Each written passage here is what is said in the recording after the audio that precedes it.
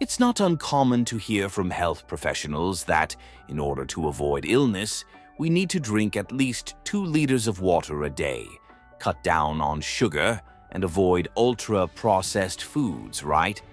But what if I told you there was a place where Coca-Cola is consumed more than water? Where this soft drink not only forms part of everyday life, but also religious ceremonies, spiritual rituals, and even replaces baby bottles. It sounds like an exaggeration, but it's pure reality.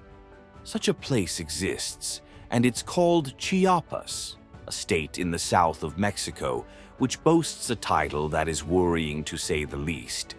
It is the world record holder for per capita consumption of Coca-Cola.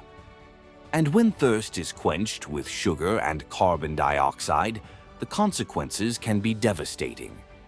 Today, Bello Mundo takes you to discover one of Mexico's most curious and alarming phenomena. Few people know, but the iconic and addictive Coca-Cola was born to be medicine. Back in 1886, in the United States, the drink was created as a medicinal tonic that promised to relieve headaches and tiredness. But instead of becoming a pharmacy drug, it became one of the most consumed products on the planet. And when it arrived in Mexico, it found fertile ground to grow like never before. In the first half of the 20th century, Mexico was undergoing intense changes. Cities were growing, industrialization was accelerating, and the modern lifestyle, inspired by the United States, was beginning to be seen as synonymous with progress. It was against this backdrop that Coca-Cola entered the Mexican market, selling more than just a soft drink, but an idea of happiness, status, and fun. In the 50s and 60s, the brand already dominated TV commercials and soap operas, appearing in scenes of family lunches, gatherings of friends, and festive moments. It was practically a symbol of modernity. And meanwhile, the iconic red Coca-Cola trucks made their way through the countryside, reaching even the most remote villages. For many shopkeepers, displaying a Coca-Cola sign on their door meant prestige, a seal of quality, so to speak. The result? Coca-Cola became a ubiquitous presence, part of the family, really. In any Barosca, grocery store, or restaurant, there it was. And to top it off, local bottling companies sprang up to facilitate distribution, making the process even faster and more profitable. Until, in the 90s and 2000 years, the relationship between Mexico and Coca-Cola reached another level: politics. In fact, the relationship between the Mexican government and Coca-Cola has always been much more than just cute commercials and advertising campaigns. Behind the scenes, there has been a veritable dance of the chairs between politicians and company executives, creating a scheme of favoritism that has guaranteed the soft drink absolute dominance in the country. Over the years, senior Coca-Cola officials ended up in important government positions, while politicians, on leaving public life, found open doors to occupy strategic positions within the company itself. This phenomenon, known as the revolving door, reached its peak when Vicente Fox became president of Mexico from 2000 to 2006. And why does this matter so much? Because before becoming president, Fox was none other than the CEO of Coca-Cola in Mexico for 14 years. In other words, the man who helped turn the brand into the giant it is within the country was the same man who, years later, began to dictate the rules of the national economy. During his administration, the company received tax exemptions, benefits in water extraction, and an unobtrusive treatment of favoritism. And this happened at the very moment when the North American Free Trade Agreement, signed in 1994, opened the country's doors even wider to multinationals. Who was ready to take advantage of this? You guessed it, Coca-Cola. The result was an injection of investment that consolidated the brand as the absolute sovereign of the Mexican market. And so far, everything has been as expected in the capitalist world. Money speaking louder, politics favoring billionaire companies, while the people, well, let the people struggle. But in Chiapas, our destination today, things took on simply unbelievable proportions. There, the love of soft drinks has gotten completely out of hand, turning the state into a unique case in the world. While in the rest of Mexico, Coca-Cola consumption was already high, in Chiapas it has broken records that seem like the stuff of fiction. Research shows that the inhabitants of the region drink an average of more than 800 liters of the beverage a year. That's almost 2.5 liters a day. In other words, while doctors recommend at least 2 liters of water a day for a healthy life, here the population is drinking the same amount, only soft drinks. And it's not just a question of preference. In some communities, Coca-Cola has been incorporated into everyday life in such an extreme way that it has replaced water in meals, religious ceremonies, and even in feeding babies. And then several questions arise, among them, how did it get to this point? How did it become such an epidemic? The answer to this question is more complex than it seems. Located in the south of Mexico, almost on the border with Guatemala, Chiapas has always stood out for its indigenous culture, its biodiversity, and its mountainous landscapes. But at the same time, it has a historical problem, a lack of basic investment. Despite being a region rich in forests and springs, many communities live without regular access to drinking water. This creates an absurd paradox. There are rivers and natural springs everywhere, but the population often relies on contaminated water or irregular supplies. And it was precisely in this scenario that Coca-Cola found fertile ground to dominate the state for good. It all started with the installation of a gigantic bottling plant in San Cristobal de las Casas, one of the region's main cities. The government authorized the company to extract more than 1 million liters of underground water a day to produce the soft drink, while the supply to the population remained precarious. The result? In isolated communities in Chiapas, turning on the tap is always a game of chance. When the water appears, it comes with a strange taste, excess chlorine, and often invisible health risks. Without the option of adequate filtration and with mineral water being expensive, many people don't even think twice. Bottled soda seems a safer choice and still pleases the palate. In larger cities such as Tuxtla Gutiérrez and San Cristobal de las Casas, the situation is not much better. In many neighborhoods, the water supply is almost a rare event. It arrives once or twice a week for a few hours, and that's it. Those who can buy gallons from water trucks, but this water is not always of guaranteed quality. Now, you know what's never missing from the shelves? Coca-Cola. And then the choice becomes obvious to many people. Why risk drinking bad, tasteless water when there's ice-cold Coca-Cola on every street corner? Of course, this thinking completely ignores what happens in the long run. But in the heat of Chiapas, with few alternatives and a sugary product always at hand, consumption has become an uncontrollable habit. And every habit has a price. Remember when we talked about the devastating consequences at the beginning? Well, here they are starting to appear in full force. If Coca-Cola has become part of everyday life for families, it goes without saying that the impact on the population's health has been catastrophic. Excessive consumption of the drink has caused diabetes rates to explode in a frightening way. And we're not just talking about cold numbers in a report. We're talking about thousands of people who often don't realize they're sick until it's too late. Diabetes in Chiapas is not diagnosed early. Most victims only discover the disease when they start to lose their sight, develop wounds that don't heal, or face severe kidney complications. The outcome?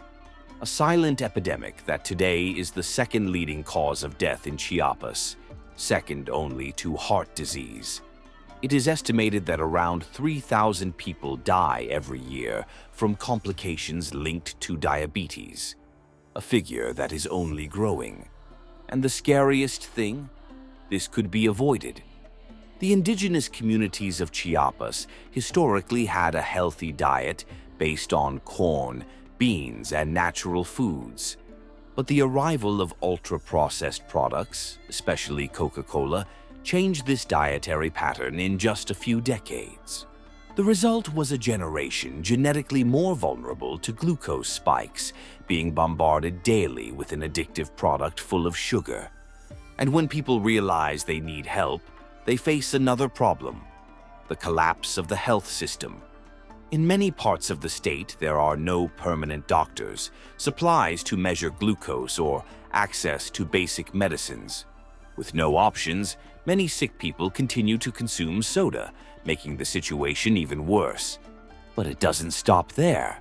The problem doesn't just affect adults. Children are growing up addicted to Coca-Cola right from the cradle.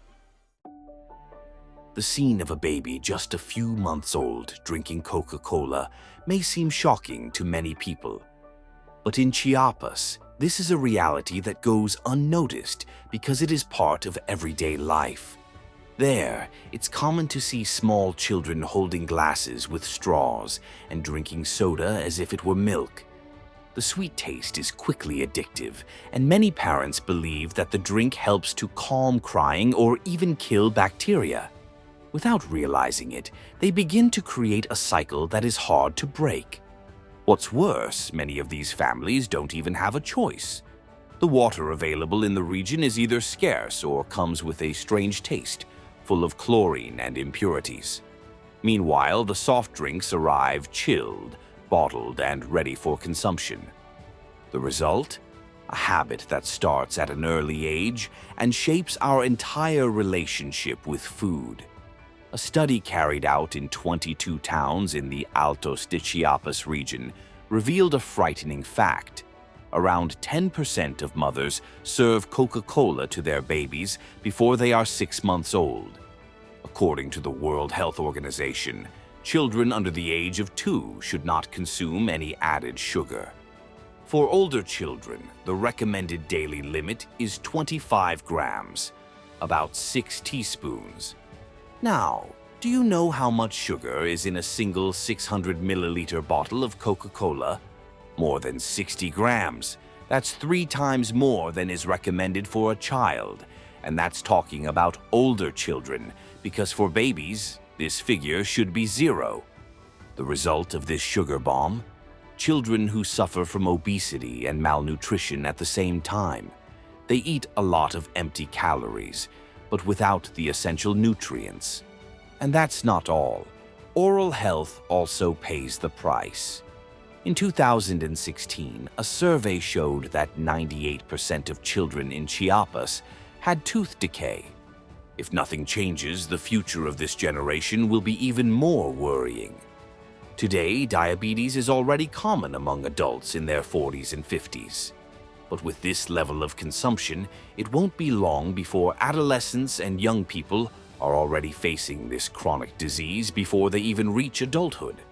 This means a huge impact on the health system and the local economy, with thousands of people debilitated before they even start working.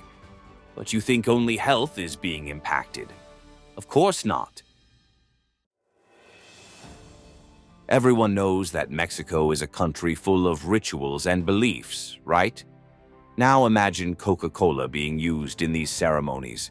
And that's no exaggeration. Just take a look at this video playing on your screen. It's part of the documentary The Deadly Addiction to Coca-Cola in Mexico, shown by the Unreported World channel on YouTube. Now comes the surreal part. The scene shows a shaman selling a Coca-Cola healing ceremony to this little man. And guess what? Diabetes. Yes, you didn't hear wrong. The ritual is a mixture of Catholicism, indigenous mysticism, and even animal sacrifice. But the most impressive thing is that Coca-Cola, The soft drink that helps cause the disease is used as part of the cure. And it doesn't stop there. In many communities in Chiapas, placing bottles of Coca-Cola on the graves of loved ones has become a custom. The belief is that the deceased can continue to enjoy the drink in the afterlife. This happens mainly on the Day of the Dead, when families visit cemeteries to pay homage to their relatives. Along with flowers and food, bottles of the soft drink are left on gravestones. For some, it's just a way of giving the deceased something they liked. For others, Coca-Cola has a spiritual value within this mix of Catholicism and Mayan traditions. But nothing beats what happens in the Coca-Cola Church, one of the most surreal places in Mexico. Officially, the place is called the Church of Saint John the Baptist and is located in the town of San Juan, Chamula. But the nickname caught on because Coca-Cola is used in the religious rituals performed there.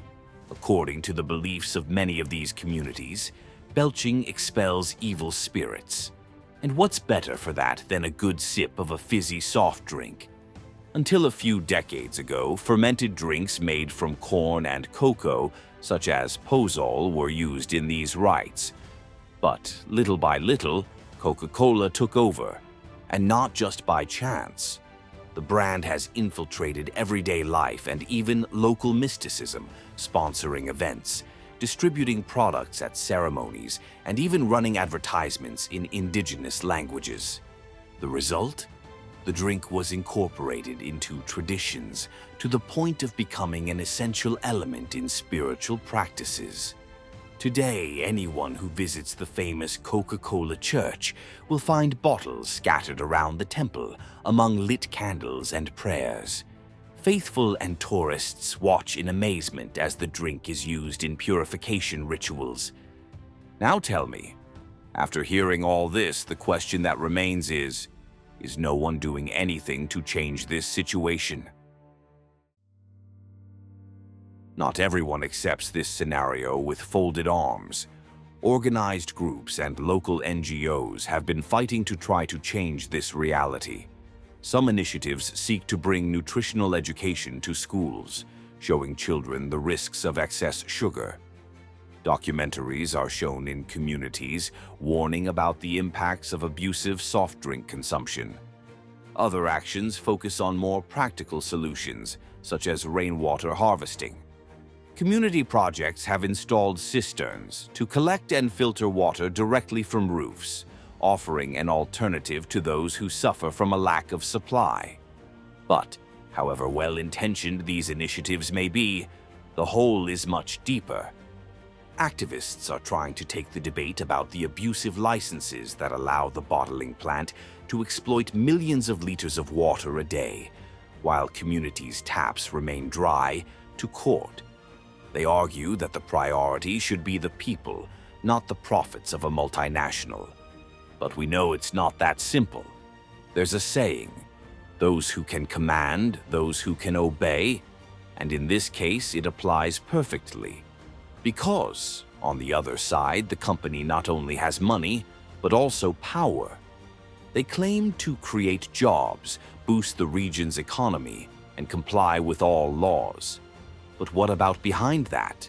How many political favors, how many interests, how many silent agreements ensure that nothing changes? In the end, we know how the story works. Money talks louder than any environmental damage or impact on public health.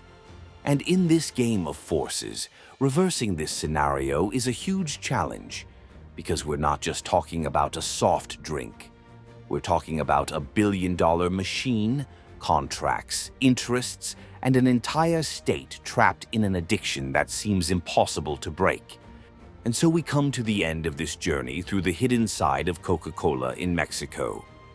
Now I want to know, what shocked you most about this story? Leave your comment below. We love to know what you think and how these stories move you. If you enjoy exploring the secrets and contradictions of this Bello Mundo, you already know.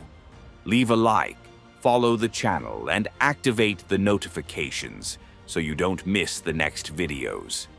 Thanks for watching, and we'll see you on the next journey.